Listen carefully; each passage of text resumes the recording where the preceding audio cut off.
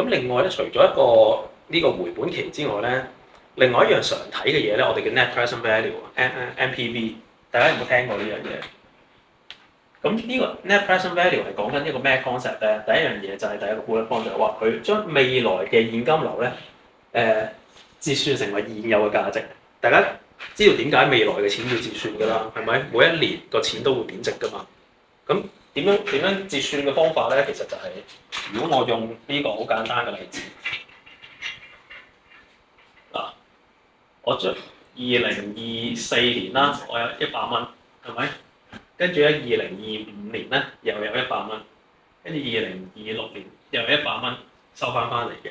咁我翻轉頭去到2023年咧，咁呢100蚊佢 discount 翻嚟，可能得翻90蚊嘅啫喎，係咪？唔值錢咗啊嘛？呢度呢100蚊 discount 翻嚟，可能得翻80，呢度可能翻轉頭得翻70。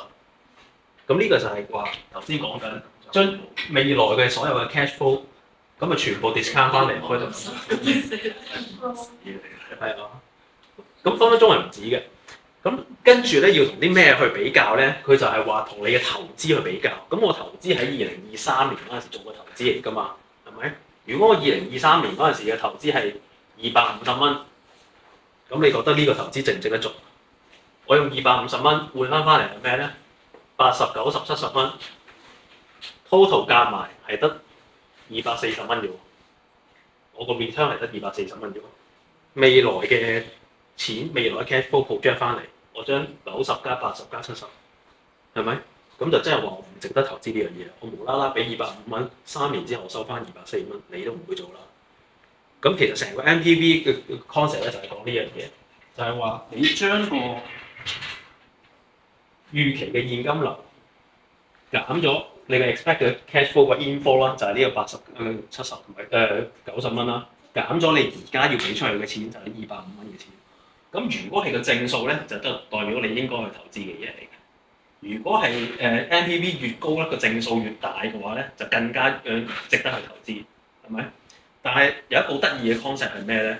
個 NPV 如果係個負數嘅話，代表緊啲咩咧？係咪代表我呢樣嘢蝕錢咧？去翻呢個例子，我而家俾250蚊，我收翻嚟100、100、100，係咪？我冇蝕到嘅喎，我賺咗50蚊嘅喎，只不過個50蚊抗唔到通脹。冇錯啦，抗唔到通脹，抗唔到，或者呢個唔好話係通脹啦，甚至乎係我問銀行借錢嘅利息啊，我 cost of fund 係咪？我可能我自己冇錢嘅，呢250蚊我係問銀行借嘅，銀行收我10利息，咁所以我咪要咁樣 discount 翻嚟咯。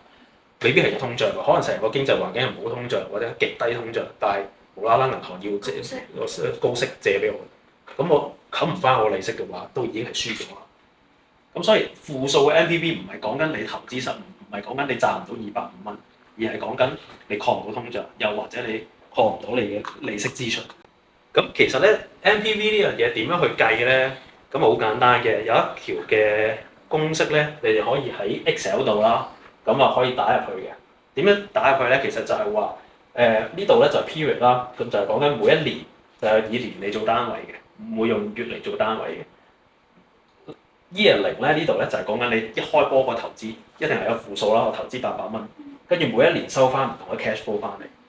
咁之後咧，你喺呢個格仔度咧，你就打呢條公式落去 NPV， 跟住咧由 F4 呢個咧係講緊你要 require 嘅 return， 就係你借錢嘅利息啦，係咪？又或者係個通脹啦，或者 whatever 你需要揾到嘅 return， 最基本你要冚得到嘅一條數。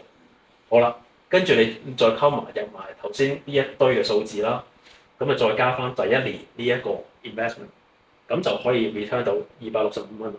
咁就即係話咧，呢個係值得投資嘅嘢，因為係正數，我起碼冚得翻呢10% 嘅利息。